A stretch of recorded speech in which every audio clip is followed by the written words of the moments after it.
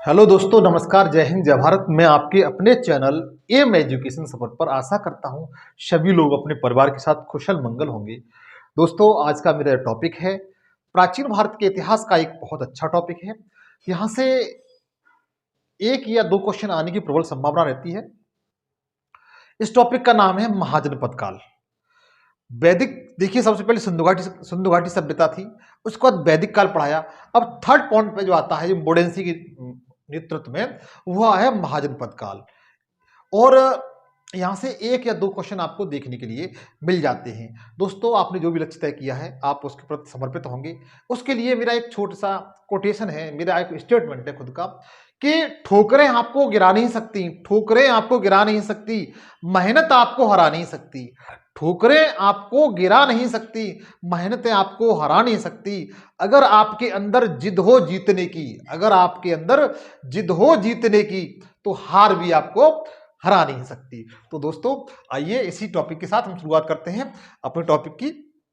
लेकिन आप लोगों से मेरी गुजारिश है, विनम्र निवेदन है कि आप मेरे चैनल को अधिक से अधिक सब्सक्राइब करिए। सब्सक्राइब करते समय आप ऑल पे सिलेक्ट करके, मतलब बेल दबाइए, उस पर ऑल पे सिलेक्ट करके ऑल पे सिलेक्ट करिए, ताकि जो भी वीडियो बनाऊं मैं, उसका नोटिफिकेशन आप तक पहुंच सके। और दोस्तों के साथ अधिक से अधिक शेयर करिए। और आप बताइए कि पवन सर एक जीएस पढ़ाते हैं, तो आइए दोस्त, इसका अध्ययन करते हैं। महाजनपद काल। तो महाजनपद काल को एक, अगर देखा जाए महाजनपद काल को, एक सिंधु घाटी सभ्यता और वैदिक काल के बाद एक बदलाव का काल कहते हैं। क्योंकि इसी काल में आप देखेंगे कि जैन धर्म, बौद्ध धर्म जैसे धर्मों का उदय होने लगता है। इसी काल में देखेंगे कि आप जो मगध है, मगध का उत्कर्ष होने लगता है। तो इस काल की बहुत बड़ी इंपोर्टेंस है। लेकिन इसमें हम जो पढ़ेंगे, इसमें आज जो पढ़ने जा रहे हैं, वो है 16 महाजनपद। 16 महाजनपद। तो हम 16 महाजनपद के बारे में पढ़ेंगे। 16 महाजनपद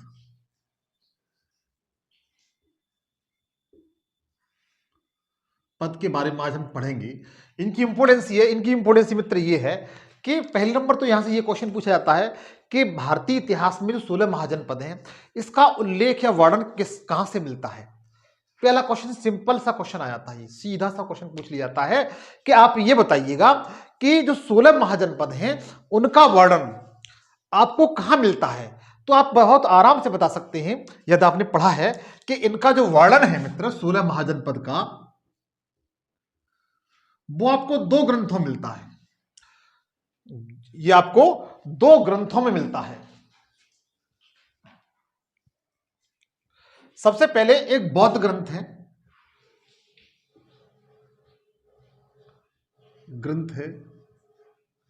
जिसका नाम है अंगुत्तर निकाय। क्या है मित्र?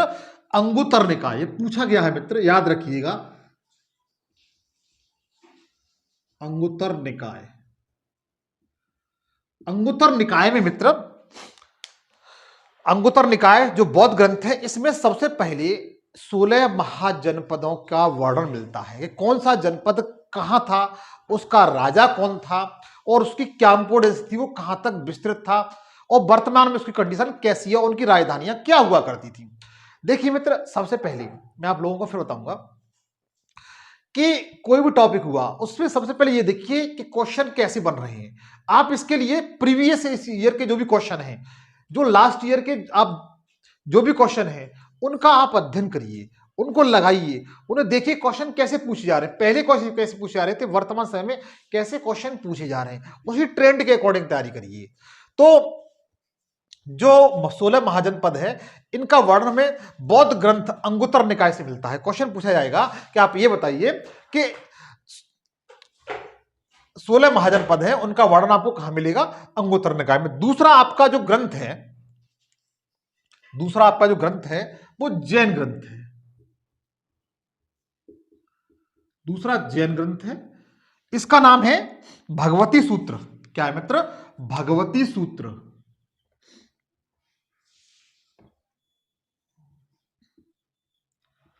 भगवती सूत्र। भगवती सूत्र में भी 16 महाजनपदों का वर्णन मिलता है। भगवत सूत्र में भी सबसे पहले देखिए अंगुत्तर निकाय में और भगवती सूत्र, इन दोनों में 16 महाजनपदों का वर्णन मिलता है। यद्यपि ब्राह्मणों में भी इसका वर्णन मिलता है, जो वैदिक काल के, ऋग्वैदिक काल के जो ब्राह्मण थे उसमें भी इसका वर्णन है, लेकिन हमने जो मतलब इतिहास में जो अथॉरिटी दी गई है वो इन दोनों ग्रंथों को दी गई है, और सबसे ज्यादा अथॉरिटी दी गई है वो अंगुत्तर निकाय को दी गई है।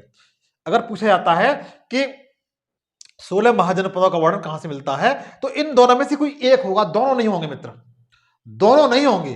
दोनों होंगे तो ए बी करके कुछ इस तरीके से दिया होगा, दोनों में से कोई एक आएगा, अंगुत्तर निकाय और भगवती सूत्र। अंगुत्तर निकाय है वो बौद्ध ग्रंथ है, और भगवत सूत्र क्या है, जैन ग्रंथ है। तो देखिएगा, हम अब इन 16 महाजनपदों के बारे में जानेंगे। ये देखेंगे कि ये जो महाजनपद थे उनकी वो कहां पर थे, और इनकी क्या क्या विशेषता थी, और इनकी क्या क्या राजधानी थी। तो आप इसी तरीके से मेरे साथ एक काम करिए कि आप सबसे पहले भारत का एक मैप बनाइए। इतिहास में ही भारत का मैप बनाना बहुत जरूरी होता है, तभी आप समझ पाएंगे और आप ठीक से याद कर पाएंगे। सबसे पहले आप एक काम करें मित्र, मेरे साथ भारत का एक अच्छा सा मैप बनाएं।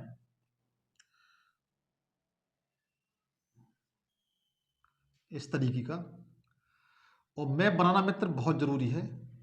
यदि आप मैप बना लेते हैं तो बहुत कुछ अच्छा कर ले जाएंगे एग्जाम में। अगर आपको पीसीएस मेंस या यूपीएससी मेंस लिखने का चांस मिलता है, तो जो भी आप लिखिएगा, जो भी समझाइए वो मैप के थ्रू समझाइए, मैप के द्वारा समझाइए, तो आप बहुत अच्छा आप मार्क्स गेन कर ले जाएंगे। यदि आप 100% सही मैप कोई नहीं बना सकता है, वो तो केवल कंप्यूटर ही बना सकता है, लेकिन फिर भी आप बनाने की कोशिश करिए कि हाँ यहां से क्वेश्चन आते हैं। आप लोग इसी तरीके से भारत का एक मैप बनाइए, इस तरीके का मैंने बनाया है।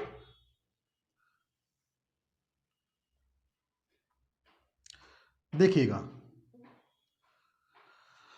ये जो भारत में महाजनपद काल की बात कर रहा हूं, इसमें जो 16 महाजनपद थे कहां कहां स्थित थे वो आप देखिए। सबसे पहले एक महाजनपद आपका यहां पर था, इस तरीके से इंडिकेट कर देता हूं। दूसरा आपका यहां पर था पाकिस्तान में। तीसरा आपका यहां पर था दिल्ली हरियाणा वाले क्षेत्र में। चौथा आपका ये यहां पर था उत्तर प्रदेश वाले क्षेत्र में। फिर पांचवा यहीं पर था, छठवां यहीं पर था इस तरीके से, सातवां ये था मगध था, आठवां आपका अंग था। इस तरीके से आप एक सीरीज बना लीजिए, इस तरीके से आप सीधे बना लीजिए। ये 8 महाजनपद हो गए। ये कितने हो गए, 8 महाजनपद हो गए। इसके बाद फिर आप देखिए, एक यहां पर था, एक यहां पर था, एक यहां पर था, और एक यहां पर था। ये 4 ये हो गए, 8 और 4 12 हो गए। एक आपका राजस्थान में था, जैसे मत्स्य कहते हैं, क्या कहते हैं, मत्स्य कहते हैं। 12 एक 13 हो गए, और 2 आपके यहां पर थे, यहां पर चेदी और वत्स, इस तरीके से था। और एक जो था मित्र, एक जो जनपद था वो गोदावरी नदी के दक्षिण में, क्योंकि हम लोग क्या करते हैं, साउथ इंडिया कहां से मानते हैं, गोदावरी नदी के दक्षिण का जो भाग है उसे साउथ इंडिया के नाम से जाना जाता है। एक आपका जो था वो गोदावरी नदी की एक सहायक नदी है। गोदावरी नदी की कौन सी एक सहायक नदी है, प्रवरा, प्रवरा नदी है इस तरीके से, आंध्र प्रदेश राज्य में। ये कौन सी, ये तो गोदावरी हुई, और इसकी सहायक नदी है प्रवरा। अगर वैसे भी क्वेश्चन पूछा जाता है प्रवरा किसकी सहायक नदी है, तो बता सकते हैं गोदावरी की सहायक नदी है। इसके तट पर था, यहां पर इस तरीके से। इसका नाम अस्मक था। क्या था मित्र, अस्मक।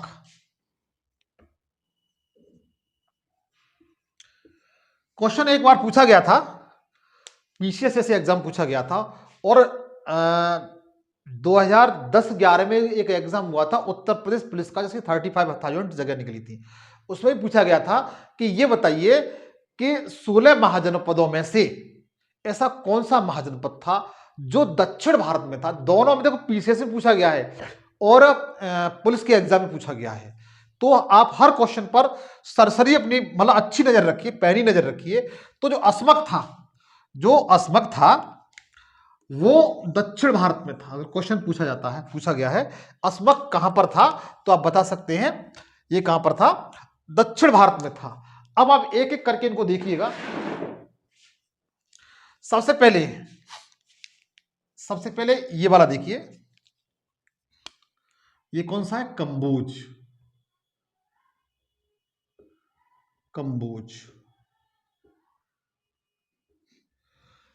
कंबोज के बारे में मित्र आपको बताऊंगा मैं, हर जो महाजन प्रदेश के बारे में सब कुछ बताऊंगा।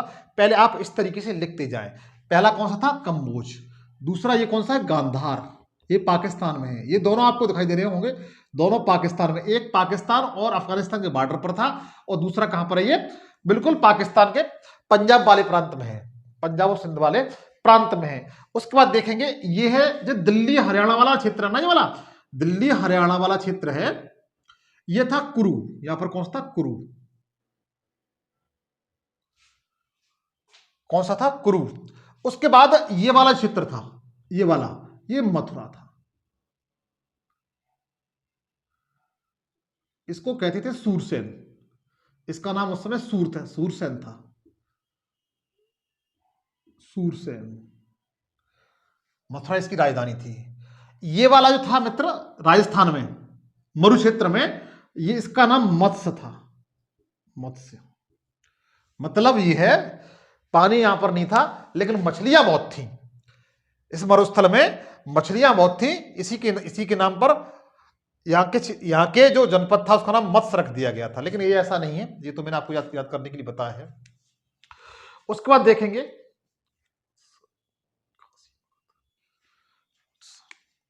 ये जो था वत्स था, वत्स, ये काशी था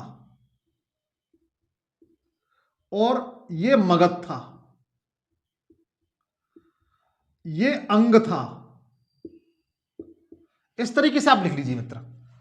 मैंने देखो शुरू से 8 बताया आपको, कंबोज, गांधार, कुरु, सूरसेन, वत्स, काशी, मगध, अंग, ये एक क्रम से एक सीध में थे। जो उसके बाद ये जो था मत्स्य, ये राजस्थान राज्य में था, मरुस्थली क्षेत्र में था। इसके बाद जो अस्मक था वो साउथ इंडिया में था। किसमें था, साउथ इंडिया में था। इसके बाद ये वाला जो मित्र था ये चेदी था, चेदी जनपद था। और ये अवंती था, अवंती, जो मगध नरेश शिशुपाल ने अपने राज्य में साम्राज्य में मिला लिया था। ये अवंती था, ये चेदी था। उसके बाद देखेंगे आप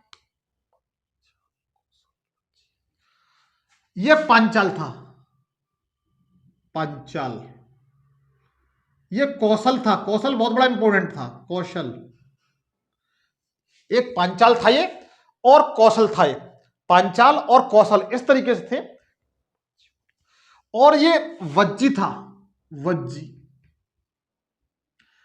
वज्जी, और ये मल्ल था। ये दोनों गढ़ राज्य थे। कैसे थे, गढ़ राज्य। मतलब ये कई गढ़ों में बटे हुए थे और गढ़ शासक करते थे। वहां पर गढ़ों के छोटे छोटे जो शासक थे वो वहां पर शासन करते थे, लेकिन यहां पर राजा शासन करते थे। इस तरीके से एक बार फिर देखिए आप। सबसे पहले कंबोज, ये आपका पाकिस्तान और अफगानिस्तान के बॉर्डर पर था। दूसरा गांधार, गांधार था चाणक्य, विष्णुगुप्त और समुद्रगुप्त एक ही नाम है, वो यहीं के निवासी थे। कुरु आपका जो पांचाल कुरु है, ये मोस्टली आपका दिल्ली हरियाणा वाला क्षेत्र था। उसके बाद ये मथुरा है ये पश्चिमी उत्तर प्रदेश का क्षेत्र था, सूरसेन। उसके बाद ये वत्स, वत्स ये इलाहाबाद के नजदीक था। काशी वाराणसी था। मगध बिहार में था।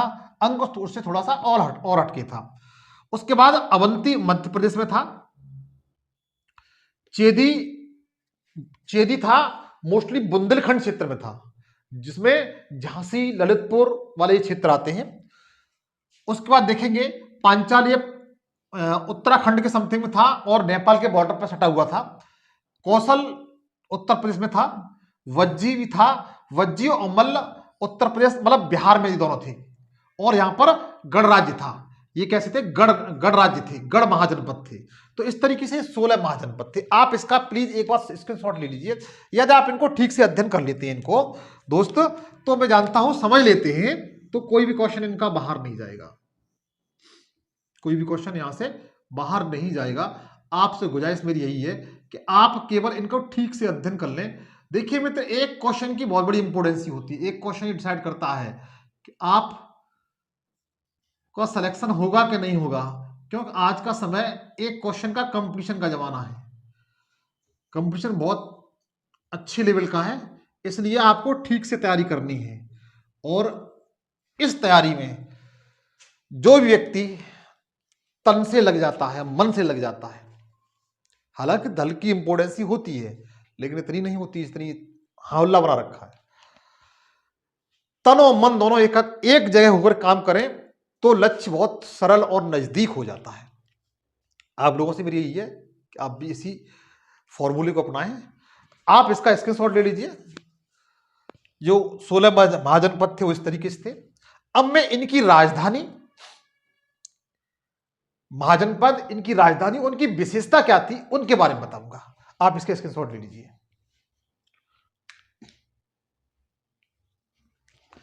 जहां से क्वेश्चन अक्सर बनते हैं।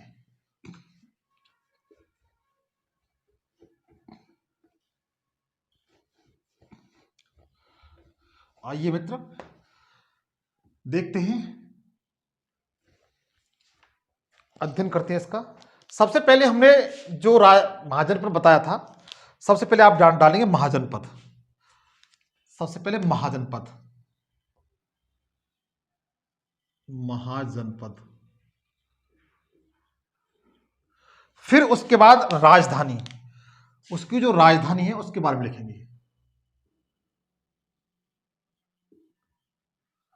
उसके बाद उसकी क्या विशेषता रही है उस महाजनपद की, वो देखेंगे। विशेषता, उस महाजनपद की क्या विशेषता है। तो सबसे पहले हम पहुंचते हैं महाजनपद पर। सबसे पहले कौन सा था? कंबोज। इसकी जो राजधानी थी, इसकी जो राजधानी थी कंबोज की मित्र, वो हाटक। कौन सी थी? हाटक। ये पूछा गया है। कंबोज की राजधानी क्या थी? हाटक थी, या राजपुर भी उसे बोलते थे। क्या कहते थे? राजपुर भी इसको बोलते थे।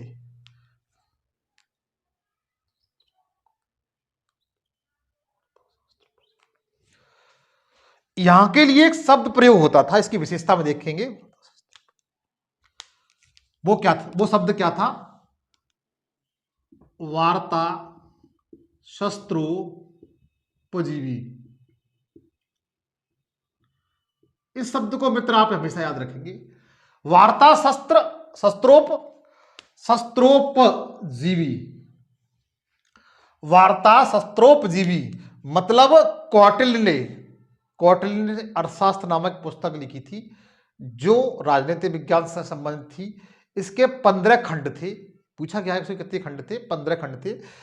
कौटिल्य जिसे विष्णुगुप्त या समुद्रगुप्त के नाम से भी जाना जाता है, चाणक्य के नाम से जाना जाता है। कौटिल्य जिसे चाणक्य या विष्णुगुप्त के नाम से भी जाना जाता है। उन्होंने यहां के जो निवासी थे, कंबोज को जो निवासी थे, उन्हें वार्ता शस्त्रोपजीवी कहा गया है। मतलब वहां के लोग, ये बताया है क्योंकि ये गांधार के थे। चाणक्य कहां के थे? गांधार के थे। तो चाणक्य ने बताया कि कंबोज के जो निवासी हैं वो वार्ता शस्त्रोपजीवी हैं। कैसे? मतलब अपने शस्त्रों को बेच करके, अपने शस्त्रों को बेच करके अपना जीवन यापन करते हैं, अपना खाना जीवन यापन करते हैं। ये चंद्रगुप्त मतलब सॉरी चाणक्य ने कहा था। कहां के लोगों के लिए कहा था? कंबोज के लोगों के लिए कहा था। और इसकी राजधानी पूछी जाती तो बड़े आराम से बता सकते हैं कि कंबोज की राजधानी कौन सी थी? हाटक थी या राजपुर थी। हाटक या राजपुर, बात एक ही है। ठीक है। दूसरा, इसके बाद देखते हैं मित्र, इसमें एक छोटी सी बात और है कि यहां के जो कंबोज था, यहां पर घोड़े, ये घोड़ों के लिए बहुत प्रसिद्ध था। अच्छे नस्ल के घोड़े। कैसे? अच्छे नस्ल के घोड़ों के लिए प्रसिद्ध था। ये अच्छे नस्ल के घोड़ों के लिए, नस्ल के घोड़ों के लिए प्रसिद्ध था। ये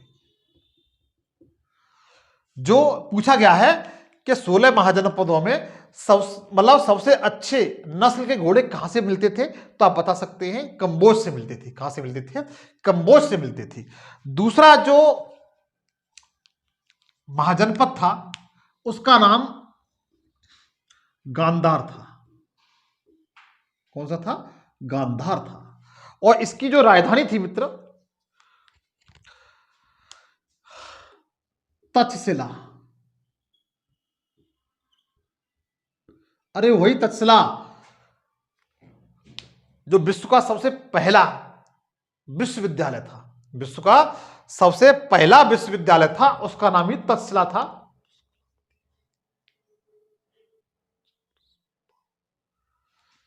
और इसको अन्य नाम भी मिलता है। इसका अन्य नाम देखा जाए तो इसका अन्य नाम पुष्कलावती था।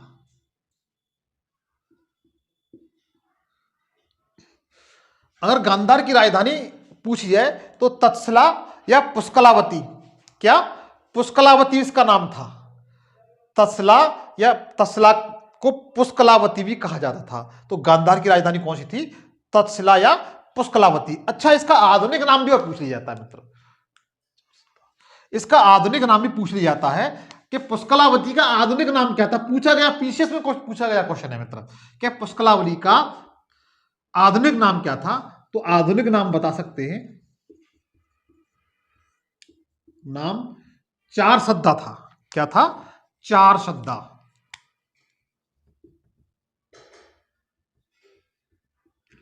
चार सद्दा इसका आधुनिक नाम था। यह आपको क्लियर हुआ कि गांधार की राजधानी कौन सी थी? तक्षशिला या पुष्कलावती। इसका आधुनिक नाम, पुष्कलावती का आधुनिक नाम क्या था? चार सद्दा था। ये पीसीएस में क्वेश्चन पूछा गया मित्र। आप इसमें स्टार लगा लीजिए। कोई भी छोटा आप एग्जाम दे रहे हो तो वहां से क्वेश्चन आने की पूरी संभावना बनी रहती है। अच्छा, एक यहां का एक शासक था, इसकी विशेषता में देखेंगे। यहां का एक शासक था पुष्कर सारन। इस यहां का एक शासक था पुष्कर सारन। पुष्कर सारेन।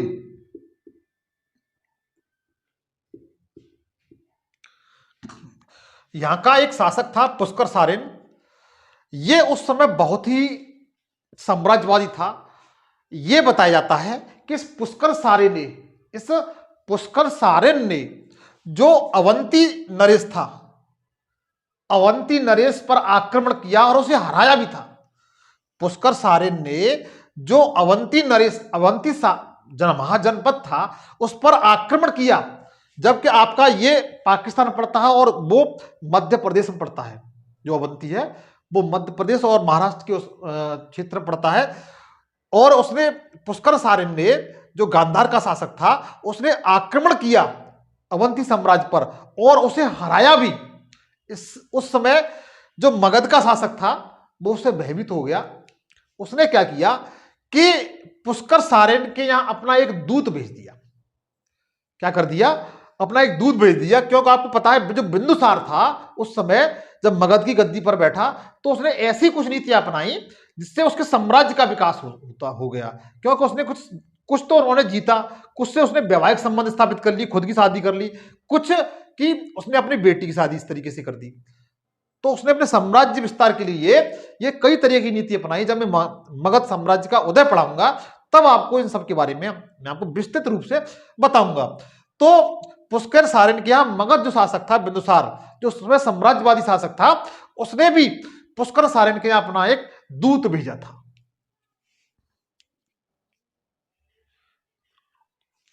अच्छा, जो पुष्कर सारण ने जिसको हराया था अवंती शासक का, उसका नाम चंद्र प्रगोत था। अवंती नरेश कौन था?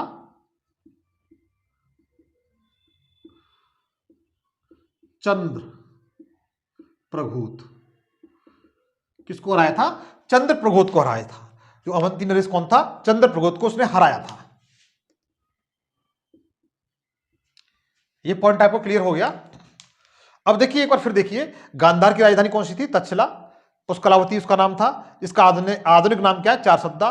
यहां का शासक हुआ पुष्कर सेन, जिसने अवंती नरेश को, अवंती महाराष्ट्र में पड़ता था, महाराष्ट्र मध्य प्रदेश के बॉर्डर पड़ता है, अवंती नरेश चंद्र प्रगोत को उसने हराया था।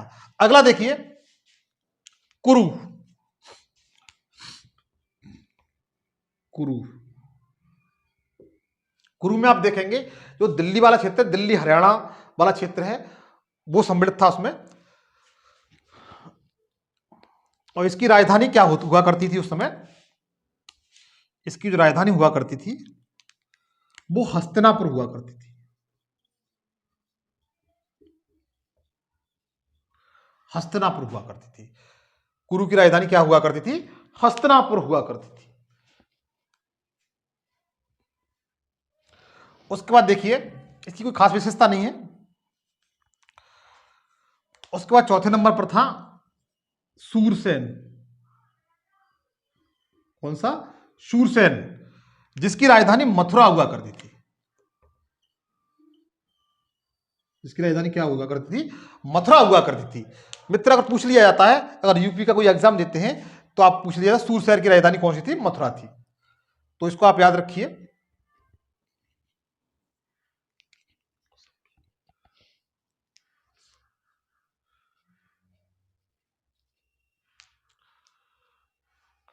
अगला जो है, आप इसका स्क्रीनशॉट ले लीजिए।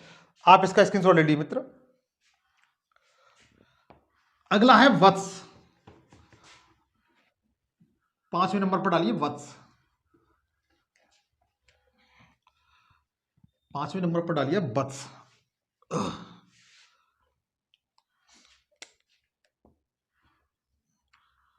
वत्स की राजधानी कौन सी थी? कौशाम्बी।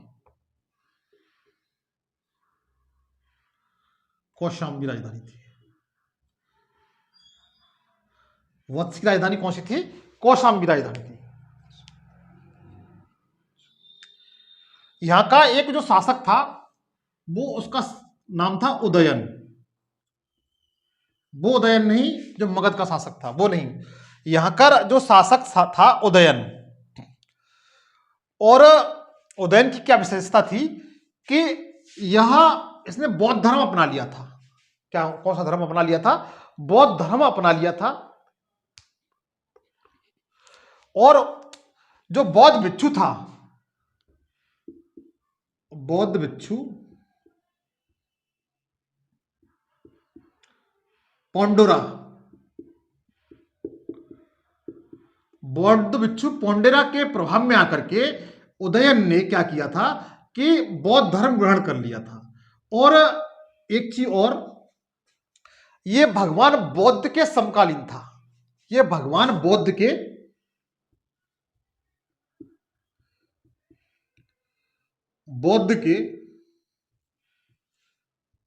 हम उम्र था।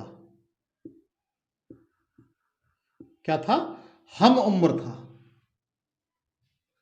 ये क्वेश्चन पूछा गया मित्र कि ऐसा कौन सा शासक था जो भगवान बौद्ध के हम उम्र था? तो उदयन था, जो वत्स का शासक था, जिसकी राजधानी क्या थी?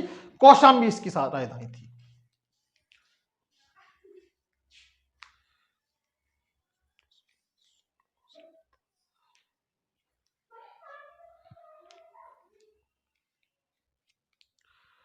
अच्छा, एक बात और, आपने एक ग्रंथ देखा होगा, आपने एक ग्रंथ देखा होगा जो कालिदास का है। किसका है? कालिदास का है, स्वप्न वासव दत्ता। मैं इसके बारे में थोड़ी सी बताऊंगा मित्र। स्वप्न वासव दत्ता, स्वप्न वासव दत्ता। स्वप्न वासव दत्ता में वत्स के राजा उदयन, वत्स के राजा उदयन प्लस वासव दत्ता प्लस वासव दत्ता के प्रेम प्रसंग का वर्णन है। स्वप्न वासव दत्ता जो कालिदास की रचना है, किसकी रचना है मित्र? कालिदास की,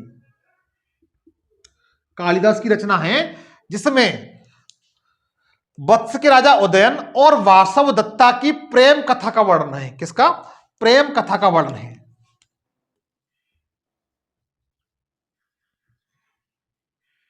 प्रेम कथा का वर्णन है। और जो वासव दत्ता थी मित्र, ये अवंती नरेश, अवंती नरेश था, चंड प्रगोत उसकी पुत्री थी। जो एक बार फिर देखिए, एक ग्रंथ है कालिदास का स्वप्न वासव दत्ता, जिसमें उदयन, वत्स नरेश उदयन और वासव दत्ता जो अवंती नरेश चंद्र प्रगोत की पुत्री थी, इसमें उन दोनों के प्रेम प्रसंग का वर्णन है। यह बताया जाता है कि जब उदयन शिकार खेलने गया तो शिकार खेलते खेलते वो जो अवंती साम्राज्य था वहां पहुंच गया। वहां पर उसे गिरफ्तार करके अवंती नरेश चंड प्रगोत क्या पेश किया गया और उसे बंदी गृह में डाल दिया गया। यह बताया जाता है कि ये जो उदयन था वो बीड़ा बहुत अच्छी तरह बजा लेता था। जब बीड़ा बजाता था तो उस समय जो वहां की राजकुमारी थी, जो इसकी बेटी थी चंद्र प्रगोत की, वो इससे मोहित हो गई और उसे मोहित हो गई, उन दोनों में प्रेम हो गया और उसे वो जो उदयन था कैसे भी वहां से उसे निकाल कर मतलब लेकर के भगा ले आया और अपने वश में आकर के उससे विवाह कर लिया। पहले यह बताया जाता था कि इन दोनों में जो अवंती नरेश और वत्स में दुश्मनी थी, लेकिन जब इनमें प्रेम प्रसंग में विवाह हो गया उसके बाद ये मित्रता में या रिश्तेदारी में बदल गई। तो इसको आप नोट कर लीजिए मित्र, पूछ लिया जाता है।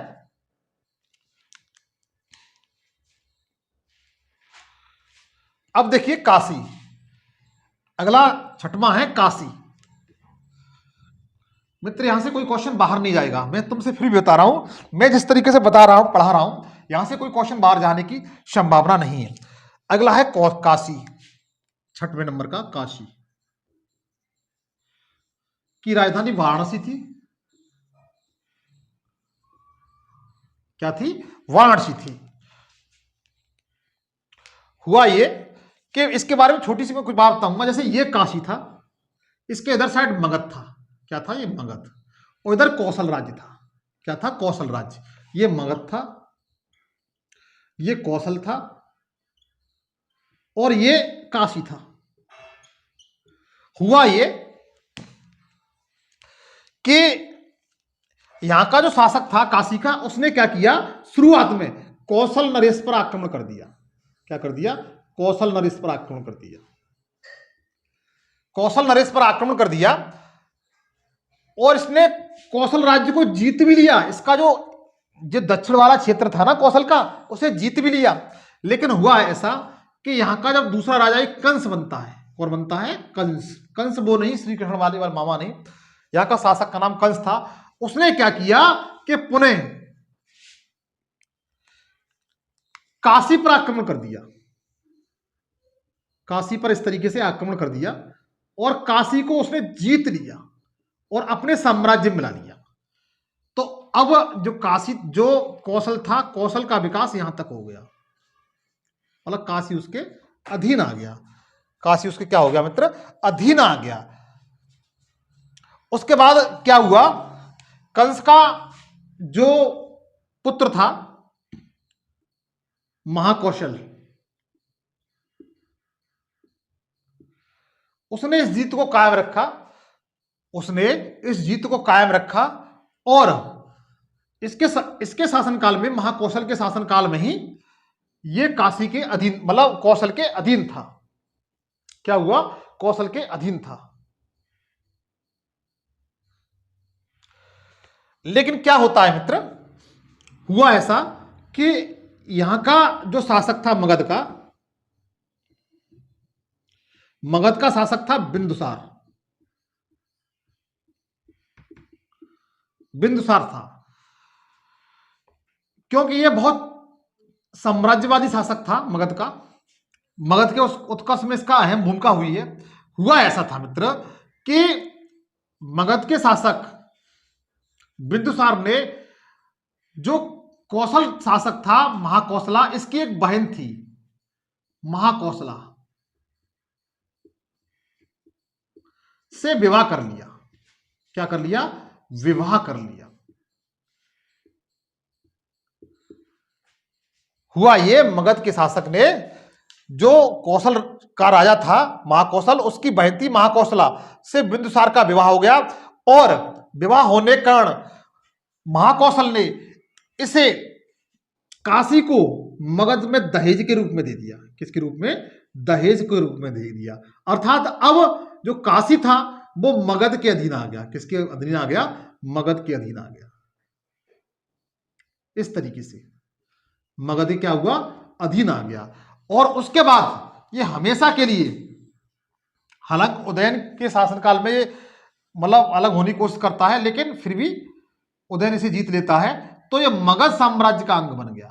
इस तरीके से आगे आगे देखेंगे कि मगध साम्राज्य का इस तरीके से आगे विस्तार होता है। तो काशी की राजधानी कौन सी थी? वाराणसी। और काशी हालांकि ज्यादा कोई खास इंपोर्टेंस नहीं रही है, ये केवल कभी कौशल राज्य के अधीन रहा है और कभी मगध राज्य के अधीन रहा है। केवल इसकी राजधानी पूछी जाती है, तो आप इसको याद रखेंगे। उसके बाद देखिए मगध राज्य। अगला मगध राज्य बताते हैं। मगध बस ये 7वें नंबर का था। इसकी राजधानी राजगृह, गिरिब्रिज, राजधानी राजगृह, गिरिब्रिज,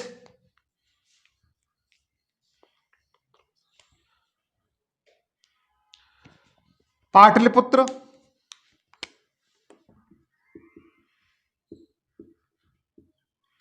और वैशाली। इसकी राजधानियां रही हैं मगध राज्य की। 4 जगह राजधानियां रही हैं: राजगृह, गिरिब्रिज, पाटलिपुत्र और उदयन। इन सब के बारे में मित्र, इस मगध के राज्य के उदय के बारे में मैं आपको विस्तृत तरीके से बताऊंगा। इसमें केवल आपको इसकी राजधानी याद रखिए। इसकी ये राजधानियां रही हैं राजगृह, गिरिब्रिज, पाटलिपुत्र और वैशाली। लेकिन इसके बारे में स्पेशल एक वीडियो बनाऊंगा, मगध राज्य का उत्कर्ष, 6ठी शताब्दी ईसा पूर्व मगध राज्य का उत्कर्ष। उसमें आपको इसके बारे में विस्तृत रूप से बताऊंगा। आप केवल इसमें इतना ही नोट कर लें। उसके बाद देखिएगा अगला है अंगराज्य। अंगराज्य की 2 राजधानियां थी। अंगराज्य की 2 राजधानियां थी। इसकी उत्तरी राजधानी थी वो चंपा थी। कौन सी थी? चंपा।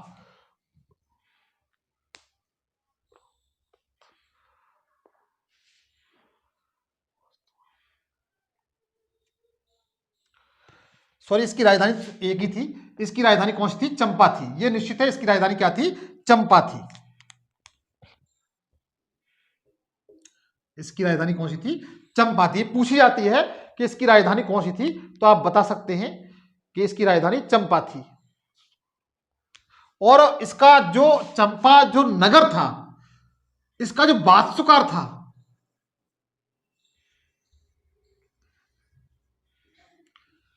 चंपा नगर का जो वास्तुकार था वो महागोविंद था। ये पूछा गया है कि चंपा नगर का बादशाह कौन था, तो आप बता सकते हैं कौन था? महागोविंद था। ये पूछा गया है मित्र।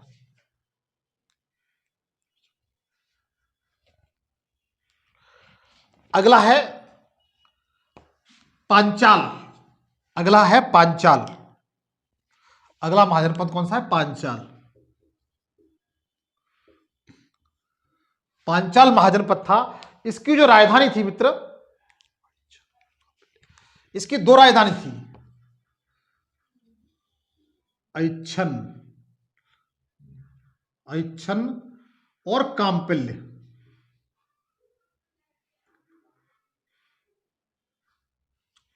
ऐच्छन्न और कामपिल्य।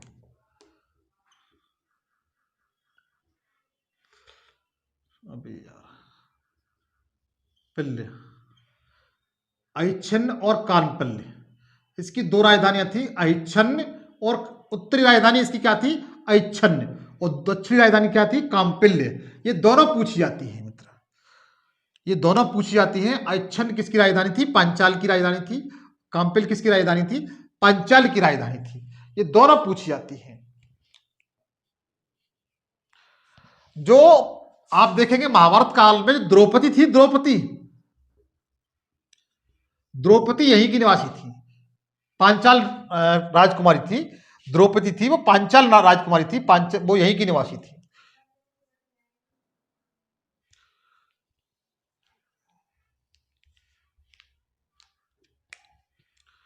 उसके बाद देखेंगे मित्र, ये पांचाल हो गया। उसके बाद देखेंगे कौशल।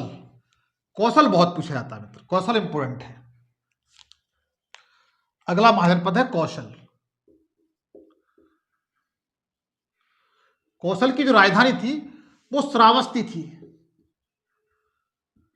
कौन सी थी, श्रावस्ती थी। कौशल राज्य की राजधानी कौन सी थी, श्रावस्ती थी। यहां के बारे में विशेषता मित्र ये है कि जो भगवान बौद्ध थे ना, वो जो बरसात के समय का जो टाइम पीरियड होता था, वो अपना अधिकांश समय यही श्रावस्ती में व्यतीत करते थे। जो भगवान बौद्ध थे वो अपना जो वर्षा ऋतु का जो समय होता था वो अपना श्रावस्ती में ही निवास करते थे उस समय, हर वर्षा ऋतु में। इसकी जो राजधानी थी, जो कौशल राज्य की राजधानी थी, जो कौशल राज्य की राजधानी थी। और इसकी जो दूसरी राजधानी थी कौशल की, वो कुशावती थी। कौन सी थी, कुशावती। कौशल की दो राजधानियां थी, उत्तरी राजधानी श्रावस्ती थी और जो दक्षिणी राजधानी थी वो कुशावती थी। इसकी विशेषता मतलब पूछी जाती है। इसका जो आधुनिक स्थान पूछा जाता है, आधुनिक इसका स्थान कौन सा है वर्तमान समय में, जो श्रावस्ती है वो आज के समय में किस नाम से जाना जाता है, उसका नाम सहेत महित है। कौन सा है, सहेत महित। इसकी पहचान आधुनिक सहेत महित से की जाती है। किससे की जाती है, आधुनिक सहेत महित से की जाती है। और इसका जो श्रावस्ती नगर था, इसका जो आकार था वो अर्धचंद्राकार था।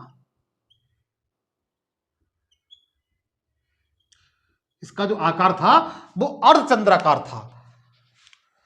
यह बताया जाता है कि जो श्रावस्ती है वो पूरी तरीके से लकड़ी से बना हुआ अर्धचंद्राकार महल था।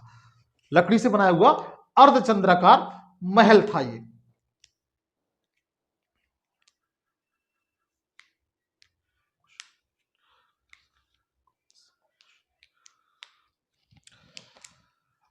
इसे आप नोट कर लीजिए।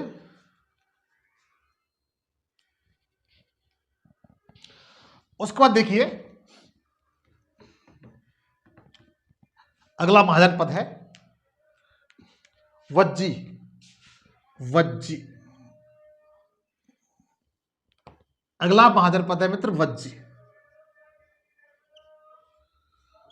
वज्जी की राजधानी थी वो वैशाली थी। कौन सी थी, वैशाली थी।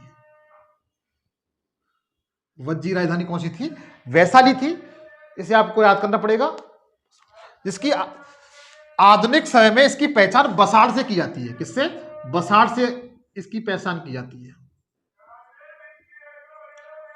आधुनिक पहचान किससे की जाती है, बसाड़ से। आधुनिक पहचान वैशाली किससे की जाती है, बसाड़ से की जाती है। और ये बिहार में पड़ता था। कहां पर था, बिहार में पड़ता था ये।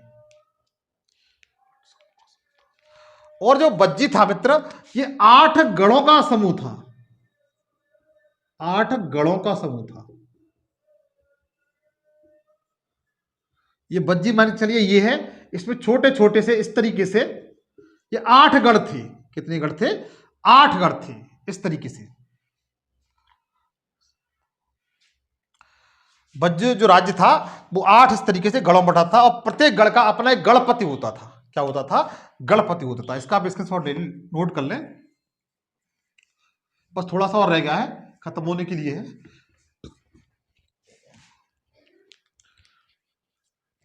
उसके बाद देखिए मल्ल। मल्ल की 2 राजधानियां थी, एक कुशीनगर और दूसरी थी पावा। कौन सी थी, पावा। इसकी 2 राजधानियां थी, मल्लों की 2 राजधानियां थी, कुशीनगर और पावा। और यह भी गढ़ राज्य था, यह भी कैसा था, गढ़ राज्य था। यह भी कैसा था मित्र, गढ़ राज्य था। उसके बाद देखिए अगला है चेदी।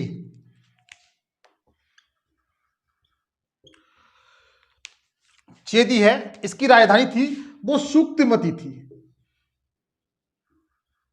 कौन सी थी, शुक्तिमती थी। चेदी की राजधानी कौन सी थी, शुक्तिमती थी। यही का मित्र जो महाभारत काल में जो शासक था शिशुपाल,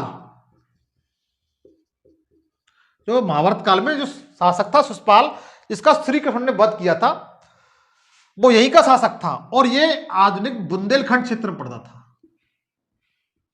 किसमें पड़ता था, बुंदेलखंड क्षेत्र में ये पड़ता था। अगला है अवंती। अगला है मित्र अवंती।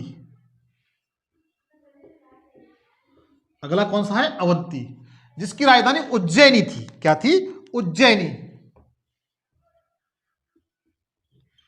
और ये मोस्टली मध्य प्रदेश प्लस महाराष्ट्र के बॉर्डर पर पड़ता था ये।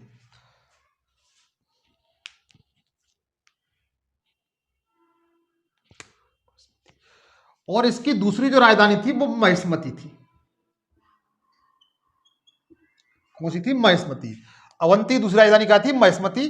पहली राजधानी क्या थी, उज्जैन। आप दोनों राजधानी को याद रखेंगे।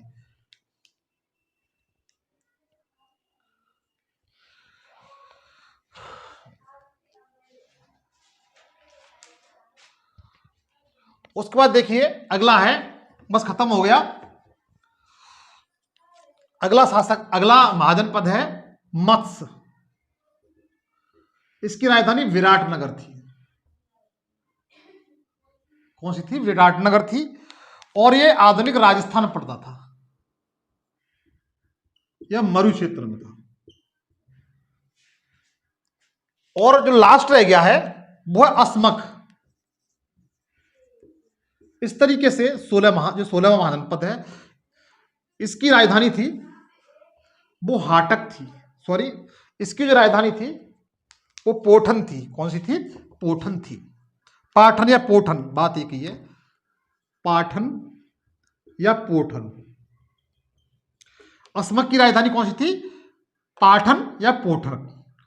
और इसकी विशेषता ये क्या थी, ये दक्षिण भारत में स्थित, किसमें, दक्षिण भारत में स्थित एकमात्र जनपद था जो किस पर नदी पर था, गोदावरी की सहायक नदी प्रवरा नदी के तट पर। किस पर, गोदावरी की सहायक नदी प्रवरा नदी के तट पर।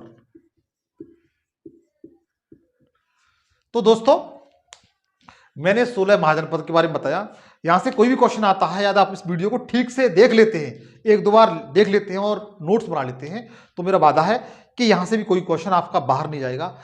लेकिन अंत में आपसे फिर भी कहूंगा, प्लीज आप मेरे चैनल को अधिक से अधिक दोस्तों के साथ शेयर करिए, सब्सक्राइब करिए, लाइक करिए, कमेंट्स करिए। आज के लिए इतना ही। थैंक यू, धन्यवाद, जय हिंद, जय भारत।